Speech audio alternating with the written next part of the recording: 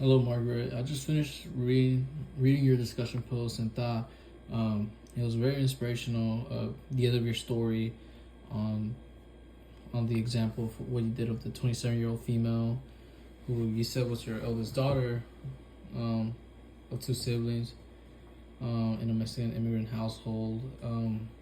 But most importantly, I feel like I learned so much about acculturation and enculturation as well, just by you describing it. Obviously, in the books, it has a good description, but I feel like you described it very well. How it could be served as a factor in like self-esteem, in enculturation and well-being, and then enculturation is more of like, acculturation is more like internal, like you like succeed in a new culture and help with like mental health, but in enculturation it's more of like you just gain self-esteem and well-being, and just because you do good you feel more like you belong. And well, I like how you mentioned that in a Latino household, like it could serve like a great thing, but it could also be a bad thing. Like for example, how you mentioned um, like when it comes to culture, a lot of Mexican household,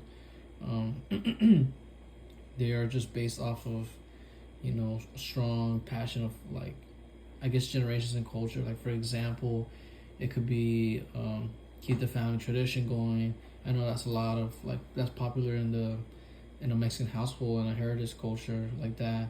And well, I guess if, for a Mexican household, they don't see that happening. As the years go on, it could lead to like fights and obligations, and yeah, it's not a beautiful thing. And well, yeah, I really enjoyed the story. I like how you mentioned about the Berry's operation model, how the four strategies of the integration, assimilation, separation, and marginalization is in this model of like what you're mentioning about the 27-year-old, and how both sides feel as they sacrifice for a better life, and how like family is most harmful way of being advantaged at the same time. And like how it could affect. But all in all, I really like your story. I thought it was interesting, and yeah, I just want to say I appreciate the great